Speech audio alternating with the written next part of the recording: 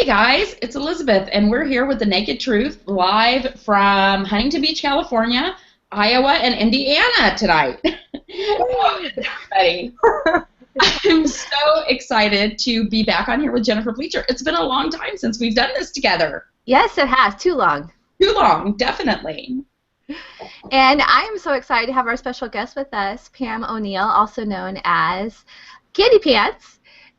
She has a really interesting story, and we're really looking forward to sharing that with you tonight. But let's start with... Can I ask a question? Yeah. Pam, real quick? So we had some questions come in on Facebook, and one was where Sleeve Rocker Pete asked, where did your name Candy Pants come from? Do you actually own Candy Pants? I saw that. I do not, but I have lots of pants that say candy on them. My derby name, I played roller derby for 6 years. I just retired this past year, and my roller derby name was Thigh Candy.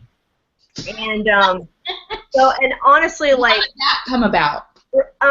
Well, you know, it's funny because I was really heavy at the time, and someone said something like, "Are you going to be eye candy?" And I was like, "Haha, more like thigh candy." Because I was like, I was like 220 or 230 or something whenever I started derby, and then it was like a joke as I got thinner. They were like, "Well, you don't even have any thighs anymore," and I was like, "Well, yeah, but whatever." So the name, like I said, I've had that name for like 6 years. Well, everyone in derby calls me Candy, and so like 90% of my friends just call me Candy, and like for people are like, "Your name's Pam?" I'm like, "Yep." So I have half the people I know call me Pam, and half the people I know call me Candy, and that's where Candy Pants came from. Got it. So you guys, how has this like week before we have to go back to real life been for you? Bad. The week's been good. Today and thinking about tomorrow is bad. It's been great. Like, vacation's been awesome. I work at a system control center, so we don't really have like holidays. You know what I mean? Like, I worked Christmas Day. We don't have like typical like weekends off. Like, that doesn't really. So the last couple of weeks when everyone else has kind of been chilling, it's basically been like a normal. The regular thing for me, yeah. So. Yeah. And you work a lot. I do. I work 48 hours a week. Most weeks, but it's like I said, it's a system control center, so it's like people, they get hurt or on vacation, everyone has to cover that time, and so like I know in October I was working like 84 hours a week. I was basically working 12-hour days, 7 days a week for like a month. It was pretty horrific, yeah. Oh gosh, that sounds awful. How about you, Jennifer? You have to go back to work. Yeah, I do. See, I'm lucky being a teacher. I've been off this whole last week. Yeah, I know. I couldn't have your schedule, Pam. That would be too hard. Well, I have to say that I'm excited for the teachers because I can't wait to send my kids back to you guys. Yeah. I actually had an awesome vacation or break. I redid my dining room. I made a video about that. That was really fun. But I spent, I've been dealing with this whole like pain, like abdominal pain. Are you feeling better? I was feeling better. Actually, we had a follow-up with my surgeon's office on Thursday, New Year's Eve, and I was like, "Oh, I'm all better. I'm feeling great." And they sent me home, and then Friday I had an attack, and it like lasted until Saturday night. I finally had to have David take me to the ER. I'm like, I couldn't stop throwing up. It was awful. I had taken 2 hydrocodone, did nothing for me for the pain at all. When I got to the hospital, they gave me 2 rounds of morphine to finally like squash it. Yeah. And did you drink or eat any of those things that you can't eat or drink beforehand? It just happened? Just happened. But they're giving you more tests, right? Yeah, so they ran a whole bunch of tests last night. So like I feel kind of like, ugh, today, I'm like not myself exactly. But so they ran a whole bunch of tests last night, and then everything came back like normal, but they couldn't do the gallbladder test. I think they had to be fasting for a certain number of hours before they could do that. So I'm going back on Tuesday for my do all the gallbladder testing. So everything else came back normal, like my pancreas, my liver, like they tested everything. Because I called my surgeon before I went to the ER, and he said, this isn't directly related to your surgery, meaning it's not like has something to do with your sleeve. It's something else in your body that's causing all this pain. So he said, go to your local ER, because he's about an hour from me. He's like, go to your local ER, tell them everything, and get started on finding what's going on with you. I have to tell you, in the video where you were sick and your son came in at the end and asked if you had a baby, that was so cute. No, he's a character. Last night, so we were the only ones in the emergency room last night. And he was with us because our oldest was in D.C. So he had spent he was with us for 6 hours in the emergency room, and we're the only ones there. They took him out in the ambulance. They let him sit on the guy's lap while he was driving the ambulance and turn on the lights and sirens. Oh my gosh. Yeah. Do you know how lucky you are that they let you do that? That's pretty awesome. Well, I've spent my last week in denial about all the stuff I have to do come tomorrow, which, whatever. Did you take the whole week off, Elizabeth? I mean, I had some things I had to do, but for the most part, I mean, I work for myself, and the week before the end of the year, because I'm a nonprofit consultant, a fundraiser, and so that's a really busy year. So the week before Christmas, I was really busy, but it seems like things are pretty slow. I had to do a few things, but pretty much I was just mellow. And I was telling Jennifer before we came on, I have this really dysfunctional Southern California family where it's all steps and halves and ex-wives and ex-husbands and blah, blah, blah. So we're having our 47th Christmas celebration tonight at my house, and I had totally forgotten about the naked truth until I posted about it yesterday, and I was like, holy shit, I told everybody to be here at 5. That's probably not a good idea. No. So people may be walking in. I told them to come at 6:15, but people may be walking in at the end. I told them to be quiet. So they can just wave. Yeah, they can wave. So anyway, we had a lot of community celebrations. There are a lot of and I was keeping a list this week, so I'll go through that first, and then I'll hit up what you guys put on Facebook. Okay. But so for Surgiversaries on my list, I have Rain Hampton. She had her 11-year Surgiversary this week. But I think that's so cool. Michael May, 3 years. I celebrated my 2-year Surgiversary this week, along with Jeffrey Hartbridge. He's my twin, my surgery twin. So he's also celebrating 2 years. Then several people hit goal this week. Cassie Michaelski. She lost 164 pounds, and that was her goal to lose this year, so she accomplished that goal. Ranga VSG hit her goal weight, and Dennis Vinay hit his goal weight as well. 100 pounds lost, Amy Blackenship. For Wonderland, Tessa Rose got to Wonderland. And Jenny Slims Down had her surgery approved this week. So that's everything that I had on my list that I saw, but there's more. There's some more on my Facebook page, I think. Yeah. Not the naked truth. Yeah. The one you tagged me on, yeah. So there's Brooke James, R&Y for me on YouTube. She hit 60 pounds lost January 1st, and her surgery was 10/2/2015. Kim Buchanan she's going back to work. Her first day of work tomorrow since having surgery. Gretchen VSG for me talked about Chandra, who is back to me on YouTube, just celebrated her 1-year surgiversary this week. She said we should also celebrate that we all made it through the holidays relatively unscathed. Ava Shrinking VSG said she's calling goal at 18 months, out at 141 pounds. Let's see, I think she had set her original goal at 135, but decided to go a little further, which is awesome. Awesome. Congratulations, Ava. She's looking really great, too. Kim can do it celebrating her birthday today. Happy birthday, Kim. I can't wait to see her. She's coming to your birthday, right, in Chicago? Yeah, are you coming? I hope so. I hope so. I can't wait to see her. Katie Cox, let's see, is now wearing size 16. Woohoo, that's my size. Congratulations, Katie. That was a very exciting day for me. Yeah. Shannon VSG is down 100 pounds. Wow. Didn't she just have surgery? She is gorgeous. Yeah, and she's gorgeous. Yeah.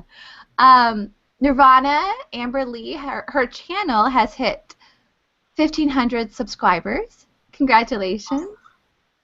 Stacy Stewart Andres or Anders. Let's see.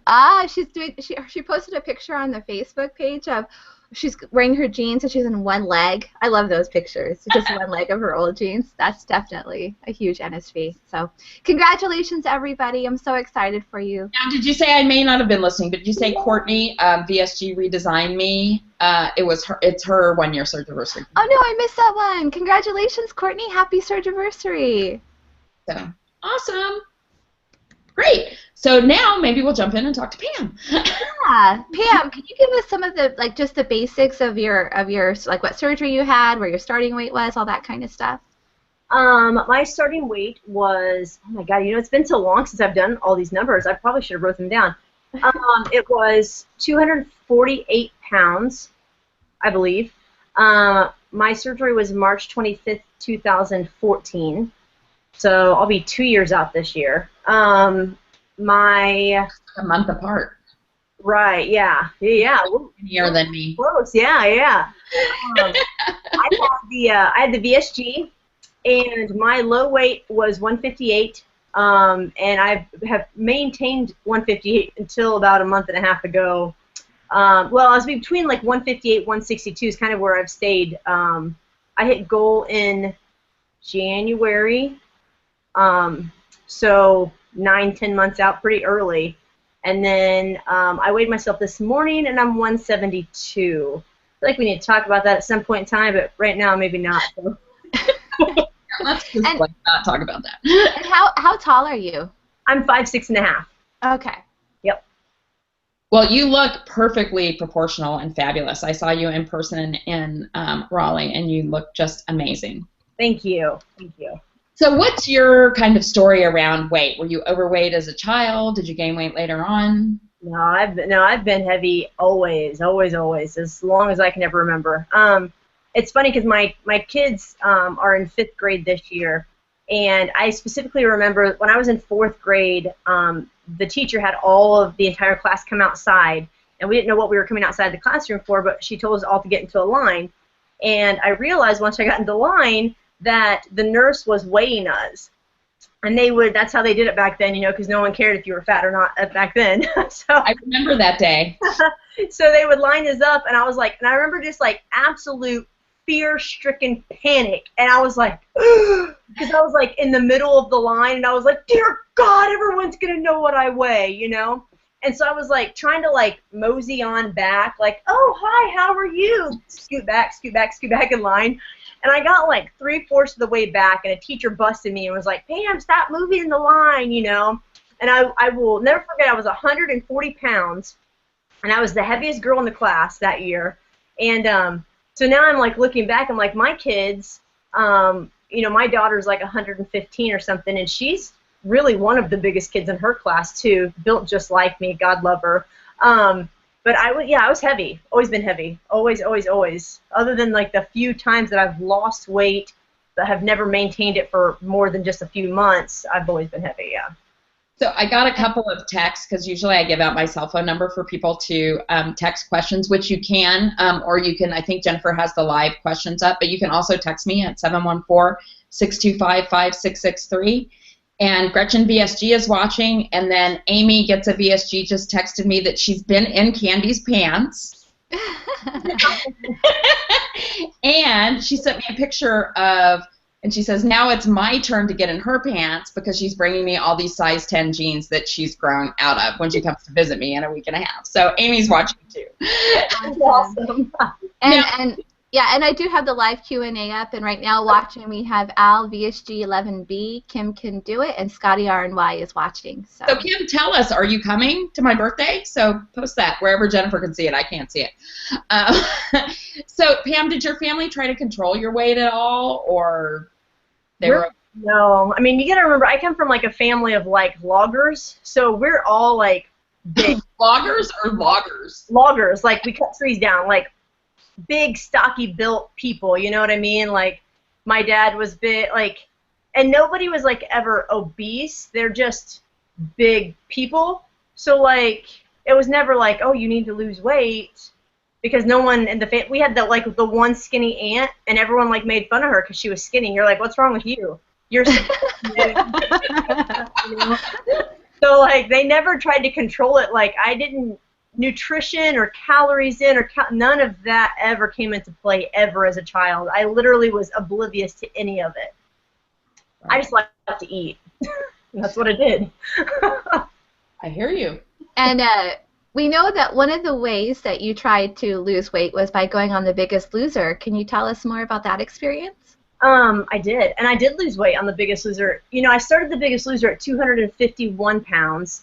And I ended the finale at 179 pounds. And at that point, that was the smallest I had ever been as an adult ever.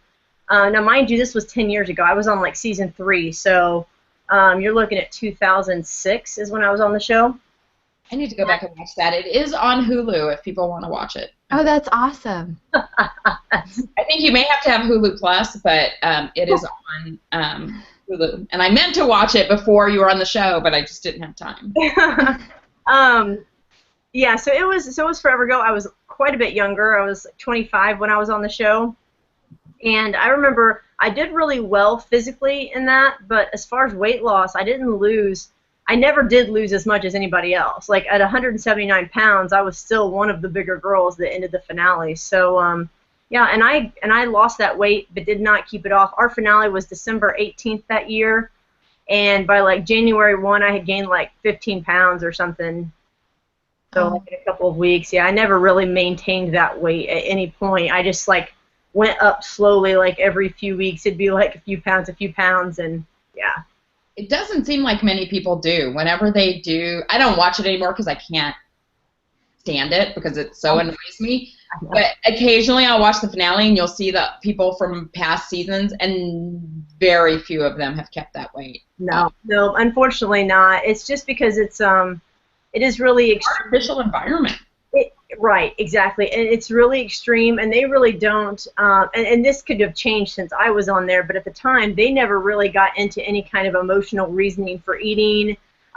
It was like, if you just work out and you eat these things, then you'll lose weight. Well, that's great, but obviously you were eating those things for a reason, so like, why were you eating those things? They never got into the emotional end of it. Right. And for most people, if you're 250, 300, 400, 500 pound woman or man, there's probably some emotional issues behind that. You know what I mean? That go beyond you just liking food. Right. So how old were you when you were on that show? 25. 25? Yep. Now, I know I saw you at OH. You were like one of the featured keynote speakers at OH, and you were awesome in the fireside chat. And one of the things that you talked about that I thought was really interesting was how that experience and going to California and doing that show really opened you up to a whole different kind of world. Can you talk about that a little bit? Oh, man. Whenever I went to The Biggest Loser, I was 25. I had married my high school sweetheart, I guess. I mean, we had been dating since, like, senior prom. Married him right out of high school. Had a couple of kids. And I was 25 whenever I left for the show. So went to the show and realized that there was basically a whole other world out there. Now, mind you, I grew up in Indiana, real small town, super rural area, had only ever been around certain types of people, mostly middle-class white Americans. That was basically it. Not a lot of diversity in cultural orientation, ethnicity, there just wasn't. You know what I mean? Everyone pretty much was raised the same, grew up the same, you married the people you went to high school with, you had kids, and yada, yada, yada, yada. So when I went to California, I was introduced to a lot of different people that I really enjoyed spending time with, that I didn't think if I had been back home I would have been like, oh no, like they're weird, or there's something wrong with them, or they're different. And I feel like if you don't understand the difference, it turns into fear, and then you kind of, shy away from those people. And in California, you can't really do that because I was the different one. You know what I mean? Like, yeah. You're like, you're what? You're 25 and you have 2 kids. Like, you're a baby. And I remember thinking, I'm like the oldest person in my family to get pregnant. I don't know what you people are talking about. So yeah, it definitely opened my eyes up to a whole new world. But yeah. And so how was that coming back home? Coming back home was difficult because I wanted something different. I wanted something new, and I didn't know how to get it. You know what I mean? I had already kind of carved my niche out in this life here. And when I went to California and came back, I was expected to kind of go back into that same place that I had carved out, and I wanted new places. You know what I'm saying? If that makes sense. Like, I wanted to be different. I wanted to change at that point, and no one else really wanted me to. They wanted to keep me where I was, and it was a huge power struggle with friends and family, and at the time my husband.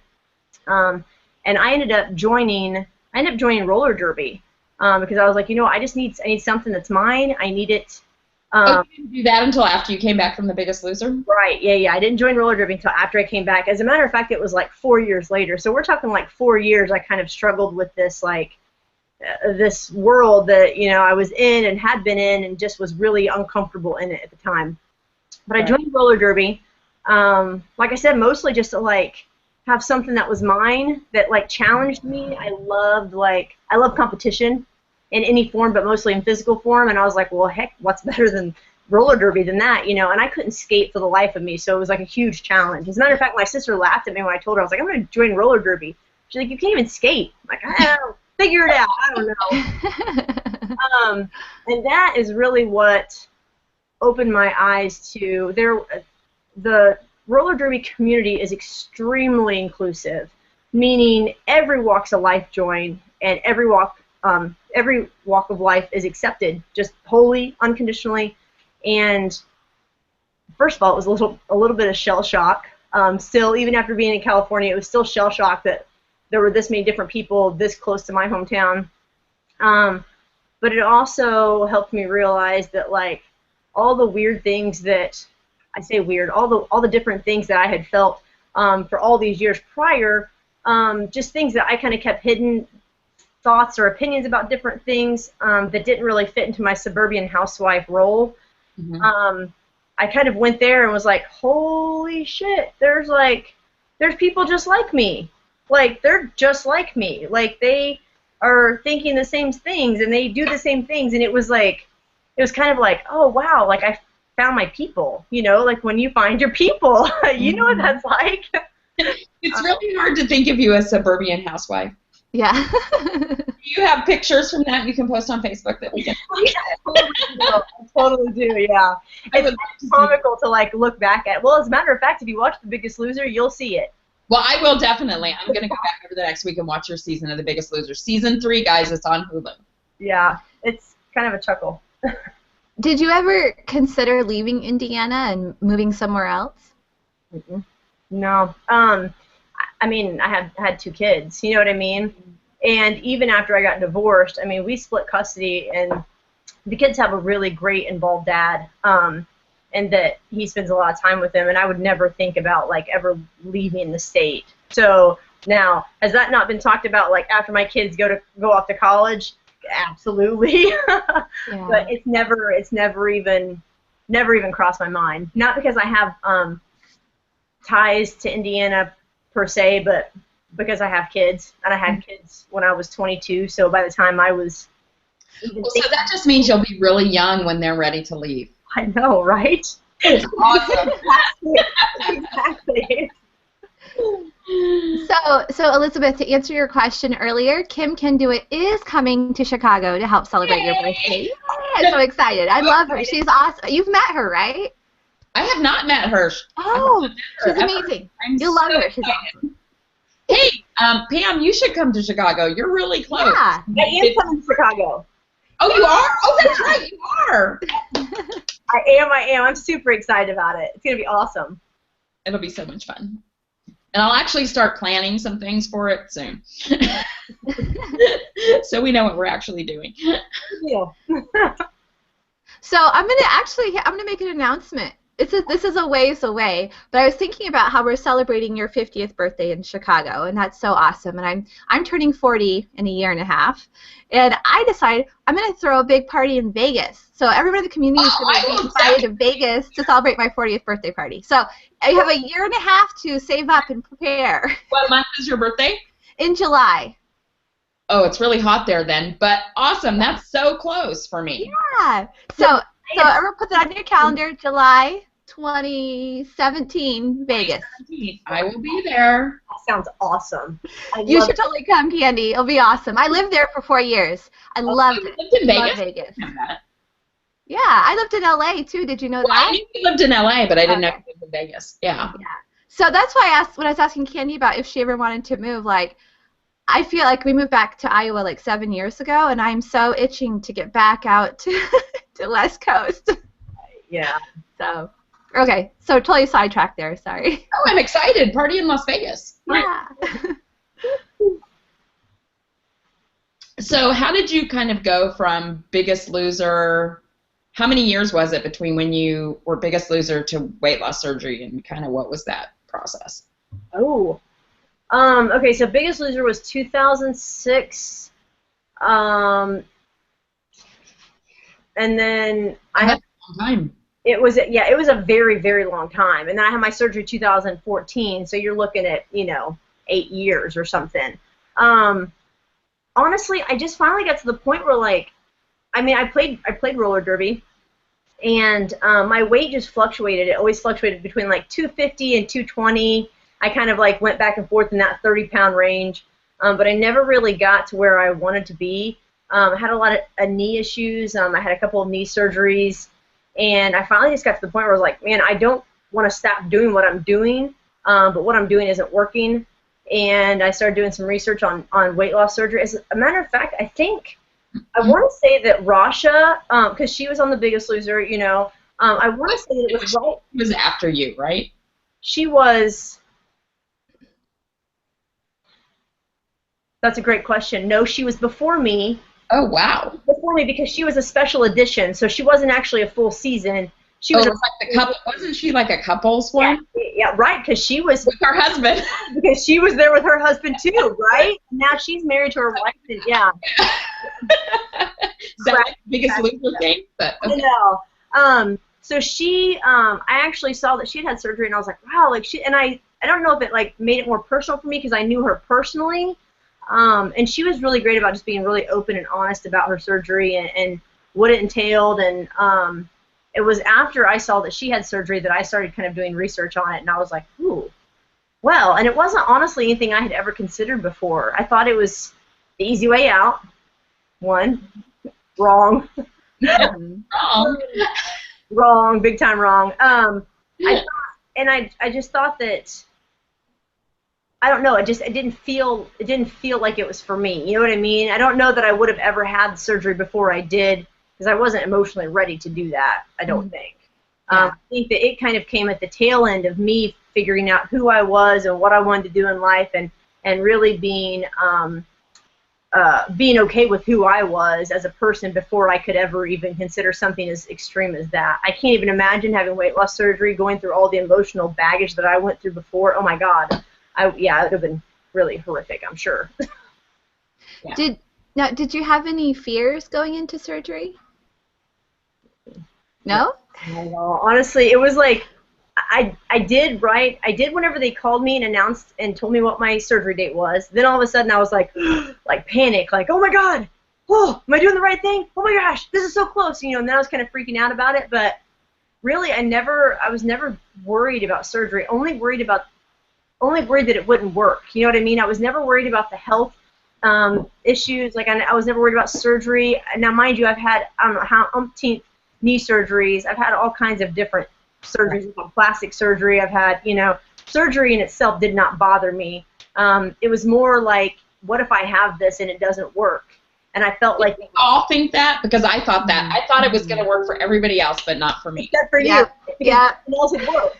So like, nothing else had worked. I've been on a national television show for fat people, and that didn't work. So what's that? Why would that? Everyone else lost weight on The Biggest Loser. Like, I didn't. You know what I'm saying? So like, it was like one of those things. Like, I'm gonna do this, and I'm gonna do everything I'm supposed to do, but I'm still really skeptical because I can't imagine this actually working for me. Did you have a big pre-op process, or no? It was pretty quick. It was, gosh, what was my... Yeah, 6 months. It was 6 months. I had to go through the whole rigmarole of, like, going to the doctor and getting my weight and yada, yada, yada. And that was it. But my BMI was where it needed to be. I didn't actually have any comorbidities. And then I only had to do, like, a 2-day liquid diet or something beforehand. I didn't have to do a liquid diet either. I mean, just, like, the day before you're having anesthesia. Right. Yeah, nothing crazy. So you were pretty young. So how old were you? Like 32, 33 when you had surgery? I just turned 35 last Monday before. So like 33 when you... Oh, yes. When I had surgery, yeah, I was 33. Yes. Yeah, but you were pretty young, so I guess asking if you wish you'd had it earlier in life is not really relevant because. Well, I mean, I do. Honestly, I totally do. Yeah. But like I said, I was, after I lost weight with The Biggest Loser, I came home. So you're on the ranch for like however many months. I was on the ranch for like almost 3 months, and then you come home for like 9 months or something before the finale. And I talked about this a little bit at OH, like I was crazy. I was certifiably crazy. I was emotional. I was crying, like all the time for no reason. I was angry. I've never been so angry in my life. And now looking back, I was trying to deal with a lot of things emotionally, but I wasn't dealing with anything emotionally. I just thought I have to eat this way, and I have to do this, and I have to eat this way, and I have to do this. And emotionally, I was a crazy, psychotic basket case. Yeah, it was really horrific. So looking back now, that's why I said I couldn't have ever had surgery, I don't think, without like having myself whole and sane and where I need to be before I could have had that surgery, or it would have been The Biggest Loser all over again. I fully believe that. I fully believe I would not have been as successful as I am now had I had it any earlier in life. Yeah, me too. I mean, totally. I mean, I'm way older than you, but if I wouldn't have had psychoanalysis for a year, 4 days a week, right, I would have never even made that phone call to do it because I just wasn't. As much as I wish maybe I had done it earlier, I mean, everything happens in the right. Agreed. Exactly. I agree. Yeah. Yeah. Can we go back for a minute? You mentioned that you had plastic surgery. What did you have done? I had an extended tummy tuck done like 8 months after The Biggest Loser finale. Oh, Actually, wow. that's not true. I had it 11 months after The Biggest Loser finale. So, and I had a lot of excess skin. Well, I mean, we all have a lot of excess skin, right?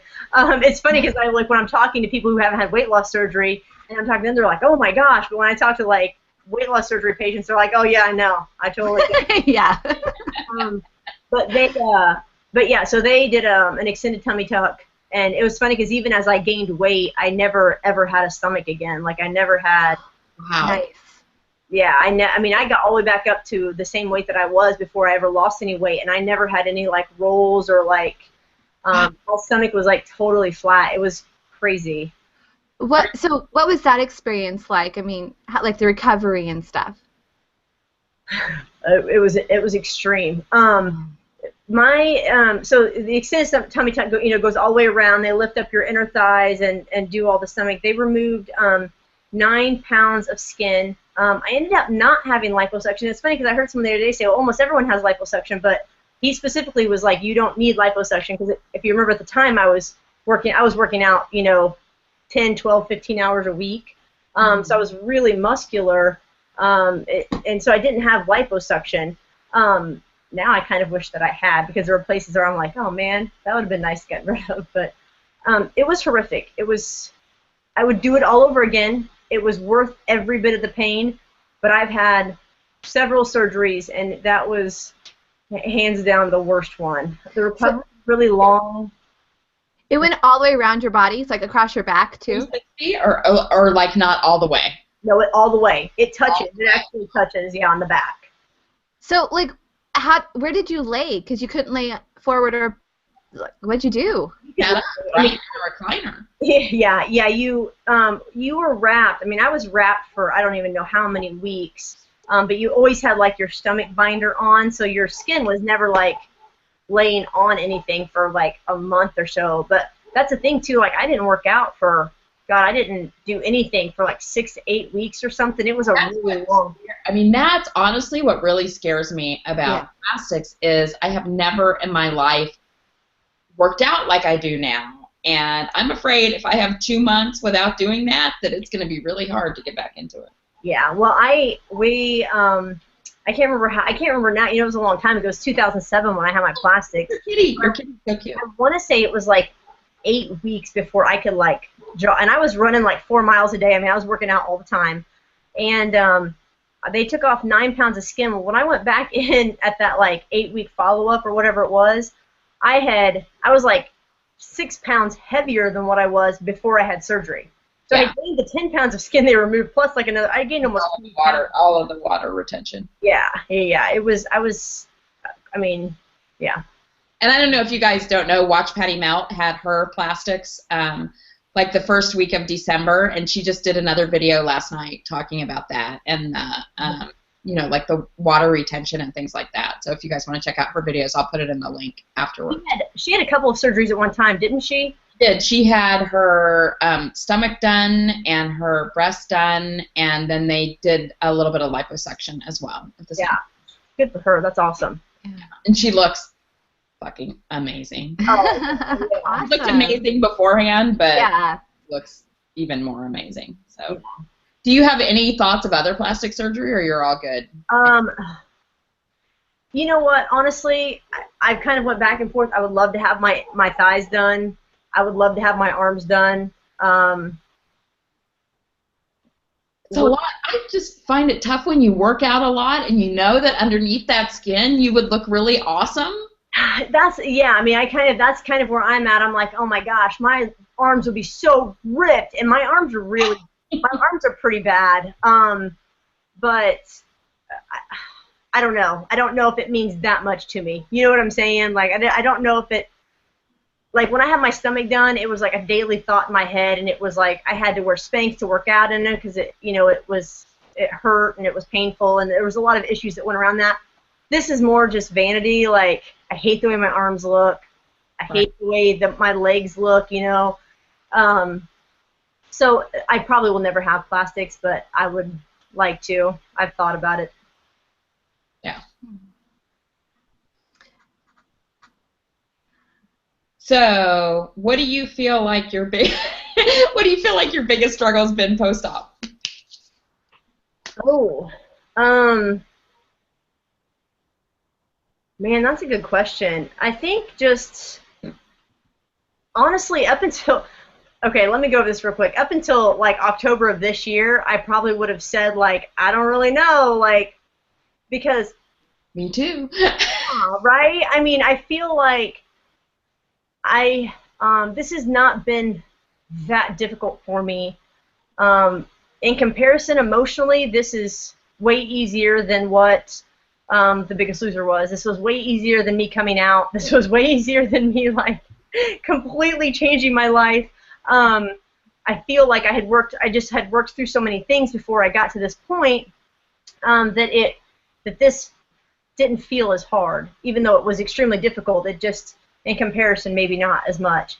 But man, I hurt my knee in November. Now, mind you, I've had 3 knee surgeries on my left knee. I've had my ACL repaired twice, and I've had my meniscus torn, and they had to go in and just do that orthoscopically. But I hurt my knee, and I haven't had any knee issues since I had surgery and since I lost weight. And even like my arthritis in my knees has really felt a lot better. I've not really had any issues. And I hurt my knee the week before Thanksgiving, and basically put me down for the count. And I got some like crappy news from the knee doctor about this and that and yada yada yada. But so I think at this point, just over the last month or so, dealing with the emotional part of not being able to work out has been really hard. Has been really hard for me because I kind of sunk into this like. So you can't work out at all right now? I can now. It's been 30 days, so I can now, and I have worked out a couple of times. But it was like one of those things where like I went to the gym, my trainer had to modify everything for me, and then I like almost cried because it was so frustrating, and it was like. I think for me, like I said, it's just a mental thing right now that I'm kind of working through and figuring out how to get through it. But like I, literally the day before I had hurt my knee, I had signed up for 2 CrossFit competitions, and I was like, all right, like 2016, I'm going to hit this hard. Like I'm done with Derby. I'm going to focus on CrossFit. And I like really was gung-ho about like I'm going to start competing on my level, not on like our gym's level is pretty high, but just like for me, I'm going to start doing these competitions, and I really want to get stronger, and I had like set up a bunch of goals for 2016, and then like the next day I go to the gym, and I fuck my knee up, and I was like, oh. So it was like, I don't know if it was like just me blowing up this big balloon and someone like popping it, and now I'm like, oh shit, what am I going to do with this balloon? This sucks, you know? That's kind of where I'm at right now. And the eating, you know, other times whenever I've not been able to work out or I've not worked out as much, I've really kind of watched what I've eaten, and I've been okay. And this time I've just been like, oh, I'm sad. I'm going to eat. It's the holidays. I'm going to eat. It's, right. Just working through it emotionally. To kind of piggyback on that, Scotty RNY is asking if there was ever a time that you felt like having the surgery was the wrong decision. Mm-mm. No, not once. I've never, in the beginning, I had my surgery in March, and then, Easter was like a couple of weeks later or something. And at the time, they were cooking Easter dinner here in my kitchen. And I remember being back in the bedroom, like, crying because I was like, I just want to eat. Oh! Like 2 weeks out, you're not eating anything at all. If you try to eat something, you can't really eat anything. And that was probably one of the worst parts for me. But honestly, beyond that, I've never thought, oh God, I wish I didn't do this. Not one time. Totally. Awesome. And James Haney wants to know, which one tastes shittier? Quest bars or Isopuke? Ugh, Isopuke. Ugh. Absolutely. Absolutely. I can still stomach a Quest bar every now and then if I'm really in the mood for something, but like I've never been able to do Isopure or anything. Isopure is awful. I can't do either one. I don't like either one. I can only do one flavor of Quest bars, which is the apple pie. Oh, I like the chocolate chip one. Yeah. Yeah. It's a texture thing for me. It's like Laffy Taffy texture. It is like that. Yeah. It's very dense. Yeah. So how did you kind of go back into exercise after weight loss surgery, and what did you do? Really fast. I was like 2 weeks after surgery. I went back to playing derby, but I basically took some time out of derby to have my surgery, and so I had, we were starting our season, and we were in the middle of our season when I had the surgery because I had it at the end of March, and our season started at the beginning of March. So I had actually planned it, so I was only going to have to miss one game before I could play again. So that's what I did. I was out for 2 weeks, and then I went back in and started skating, and we skate 9 hours a week. So the problem that I ran into when I started was not having enough energy, not physically being able to just when we had 2 or 3 hour practices, not having enough food in my system to be able to get through that long of a workout. So and I actually think we had a question on Facebook about that. Amy Nunez from Australia was asking, how did you deal with that? Yes. Okay, good. That's a good question. And then also water, too, was an issue because that early out I couldn't drink water. And I used to bring big literally gallon jugs to practice, and I would drink an entire gallon jug of water in a 3 hour practice. I went from that to drinking a 16-ounce bottle of water, and everyone was like, what happened to your water jug? Mind you, I've been skating with these girls for 4 or 5 years, so they all knew I drink a gallon of water every practice. And so they were like, are you sick? I'm like, no, I'm just trying to cut out some water. Yeah. What I ended up finding was that, one, I can't go 3 hours without eating. Yeah, for sure, particularly that early on. Yeah. A 3 hour practice was too long for me to not eat. Even if I ate right before I went to practice, I had to eat something during practice at some point. So what I would do is I would eat cheese and turkey before practice. Now that early on, I was still eating refried beans. 2 weeks in, I was still eating refried beans and whatever. But later on, I would eat cheese and turkey before practice, so I had some protein, a little bit of substance, and then and halfway through practice, I would eat one of the Lara bars because it's got tons of carbs in it, and that would usually last me. If I ate that an hour and a half in, I'd be okay until after practice, and I would eat almost immediately after. But it was just too long. It was too long to go. Yeah, I remember, I started working out 6 weeks out, and I hadn't, done anything ahead of time, really, and I was working with a personal trainer, and, I couldn't eat before I went, and I would get so nauseous and sick. Dizzy. I would get dizzy, really dizzy. Yeah, really dizzy. There was one day I remember, I'm like, okay, this is the biggest loser moment. I'm going to be, puking in the bushes right now. Right, exactly, yeah. Yeah, I just found, and then I had to change everything I ate again when I started CrossFit. And I didn't start CrossFit until May, June, July, August, September. 6 months after I had surgery, I started CrossFit. And when I started CrossFit, I totally changed how I ate again, because I was lifting weights and I was building so much muscle that I found that I was hungry literally all the time. Yeah. So I'm starving. Oh my gosh, yeah, it was ridiculous. And I was just like, I can't eat, because everyone was like, oh, eat 3 times a day and 2 snacks. And I was eating every like 2 or 3 hours. Mm-hmm. And it was fine, but that was the only way to like not just be like starving to death all day long. Yeah. Yeah. Shauna Elliott is watching. She sent me a PM to let us know that she's watching and that she is coming to Chicago. She's planning on coming to Chicago. And she also wants to come to Vegas, too. So I hope you can make it, Shauna. That would be awesome. Excuse me. PM, what have been some of the most powerful moments for you post-surgery? And what do you consider to be your biggest accomplishment? Oh, gosh, those are really good questions. I think that my biggest accomplishment is just feeling or physically being as strong as I feel and vice versa, if that makes sense. I always felt like an athlete, but you couldn't ever I was never looked at as an athlete, and I couldn't say, oh yeah, I'm an athlete. I was 250 pounds, and I felt like me being like, I work out all the time, you kind of get judged, you know what I mean? And luckily there's like a movement going on that you don't have to be 130 pounds and have a 6-pack in order to be an athlete, you know what I mean? Mm-hmm. That's a thing now, which is freaking awesome.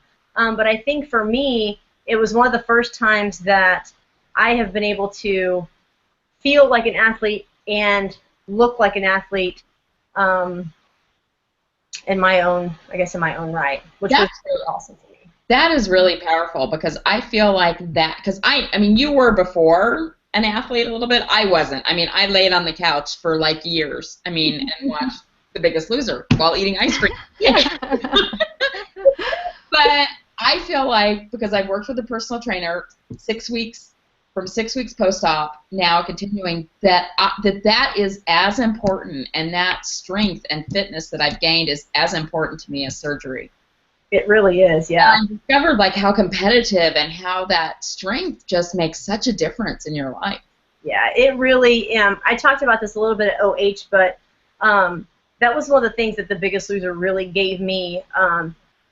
That the one thing that I took away from there is that your body will always go only as far as your mind goes, So it allowed me to realize, like, my body, I can push my body a lot harder than what I think I can. You know what I mean? I can push my body way further than what, it's like you get to this point where you're like, oh, it's really hard, I'm going to stop now. And you can never break that barrier, you never get to see the other side. And once you realize that your body can break that barrier, then you just keep going up and up and up, and it's like you just keep improving, you keep getting stronger, and you keep feeling better, and you keep, you add that more confidence, and it just has transpired into every other part of my life. Work, kids, family, relationships, like shit gets hard sometimes, but you keep going, and once you break that plane of suckiness, then you get to see what's at the next level. And it's just amazing, even though we all know surgery isn't the easy way out, surgery is the easier way out than doing it without surgery. Right. Honestly, for sure. But that I can do these things fitness-wise. Every time I just run fast and do the basketball court, and I'm not even out of breath when I come back. It's like, what the hell? Right. Someone asked me that, like, one day at work, because I always take the stairs. I never ever take the elevator, even like really when my knee was hurt or anything. And somebody's like, why do you always run up the stairs? I'm like, because I can. Exactly. Because I can, man. Like, if you've been carrying around 250 pounds or 400 pounds your whole life, and all of a sudden now you don't have that anymore, like, you do feel like, my God, I can do anything. Like, I can do everything. And so, like, I'll just jump and run and skip and play and climb, and because I fucking can. Like, it's awesome. So freeing. Yeah. I walk to the beach. I think New Year's morning I walk all the time. It's like a mile and a half here, but it's not a workout. It's like a leisurely walk. Mm-hmm. But I was like, oh, look, let me just run up and down the stairs up here like 6 times and not even be out of breath. Right, because I can. Yeah. Right? Exactly. Yeah. So, of course, I always have too many questions than we have time for, and probably people are going to be walking in here in like 10 or 15 minutes. But so we usually ask, how did weight loss impact your relationships? But I think maybe your relationships were impacted pre-weight loss. Right. Yeah, they were.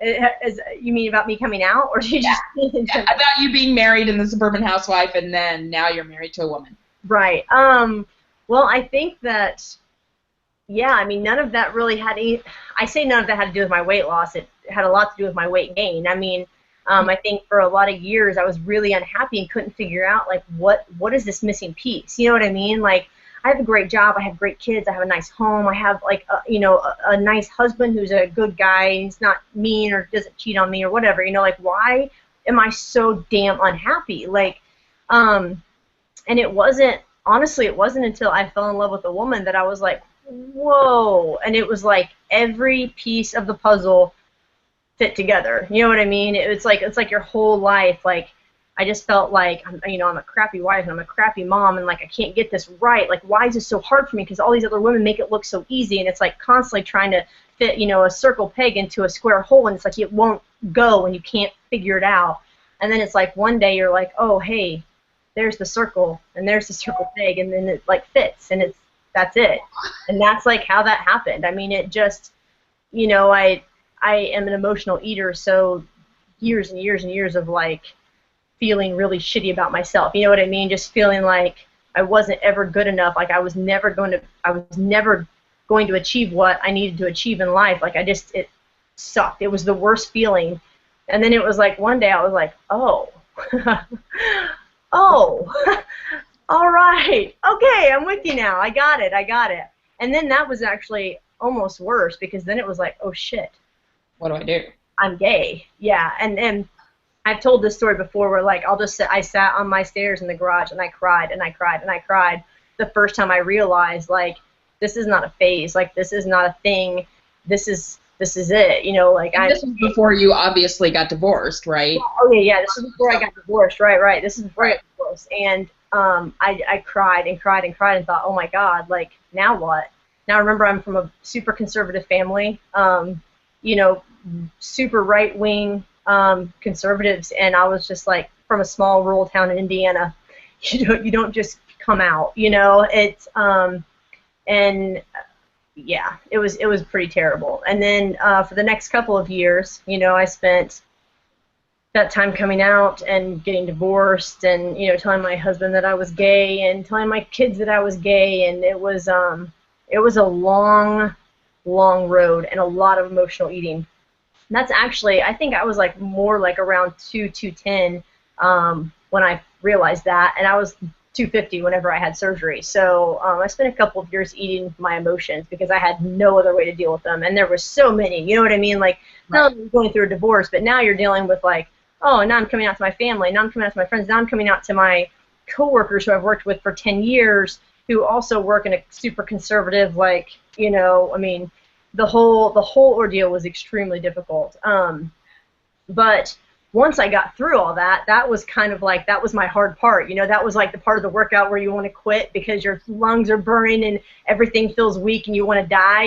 Like, that was my difficult point. And then it was like, once I got past that, I was like, oh, hey, there's this awesome fucking life on the other side where I get to be anything I want to be and do anything I want to do, and have the power to change everything around me if I so desire. I can teach my kids all of these things, and it was just like, it was definitely full circle when I finally got there. Yeah, for sure. So, and you got married in October. Congratulations. In October. Yes. That is so exciting. And Sherry had a really great question. Sherry Presley. Mm-hmm. She wants to know how married life is different from just being together. I wonder why she's asking that. I know, right? Because I think she got engaged to Lisa. Yeah. I think that there's just more of a what is the word I want to use for that? There's, I want to say more of a commitment, but maybe just you have more invested. You know what I mean? And you have more invested not just with the person, but you have more invested with the person's family and with their friends. And now it's like, oh, if I didn't like that friend before, like we're married and you're gonna have that friend forever. So you know what I'm saying? So it's like you put more time and effort into not only the person that you're with, but their life that surrounds them also. It's like their bubble. Like Mandy always calls it her bubble. She has her bubble of her close friends and her family that mean everything to her. Well, now I'm joining her bubble, and she's joining my bubble, and our bubbles are merging. So, like, now we're putting time and effort into getting to know each other's bubbles and caring for each other's bubbles, And I don't know that you have that whenever you're not necessarily, even if you're together a long time, but it's like once you get married, it's like, okay, now we're here and we're committed. That and, like, with gay marriage being so new, too, I feel like people, whenever you're talking about your girlfriend, it means less. It may not mean less to you, and it may mean everything to you, but it means less to other people whenever you're talking about her. Like, I'm like, oh, my girlfriend and I, blah, blah, and they're like, oh, but you're like, my wife and I are doing this, and then it's like there's more of a level of respect. Like, oh, you guys are a serious, committed couple because you're married, whereas before, even if you were still committed, even if you've been together for 12 years, you're still calling her your girlfriend or your partner, and I feel like people undermine that. Not that they should. It's totally wrong, but they do. So. Right. That's the difference for me. Yeah. I'm still a newlywed, so, take For that. purposes of time, I know there's lots of questions we didn't get to, which always happens. Jen, do you want to pick one more question that you want to ask before I do the WLS questions? No, it's okay. No? Okay, how about this? How about one tip for newbies that... There we go. What is it? What'd you say? For newbies. What's your one tip for newbies? Exercise. Exercise as early as humanly possible, and keep exercising. Don't stop. Not just for your weight loss, but for your emotional well-being. Yeah, absolutely. Okay, so now we do kind of like inside the actor studio, only it's inside the WLS Naked Truth studio. Okay. What's your favorite word? Ooh, gosh. I want to say copious, but only because it's one of my best friend's favorite words, and so I always like to use it. I'm like, oh, really? There's a copious amount of food at this table right now. So copious. What's your least favorite word? Oh. Moist.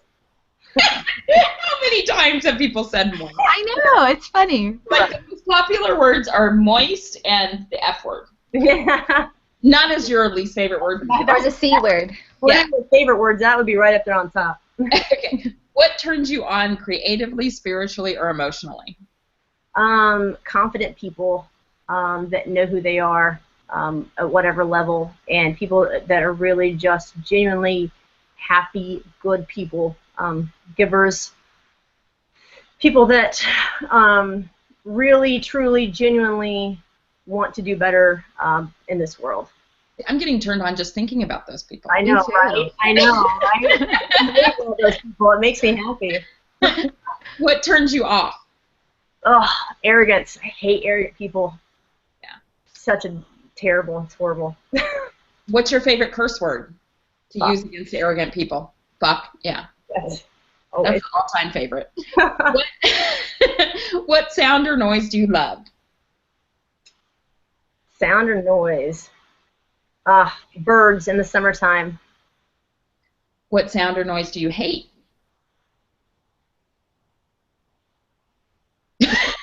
You have a face that looks like... I know. I'm like, it's maybe a time. My dog barking in the middle of the night at bunny rabbits.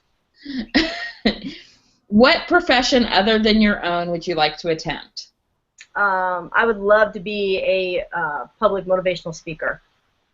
Now, you did like a Speakers Bureau thing, right? After The Biggest Loser, I think you mentioned that at Obesity Help, and I want to talk to you about that like offline, but that was interesting. You would be great at that. You are, I mean, I have to tell you, having watched your videos and then seen you on some of the, well, maybe it was this show. She was on Naked Truth before, too, right? You were on here before, too.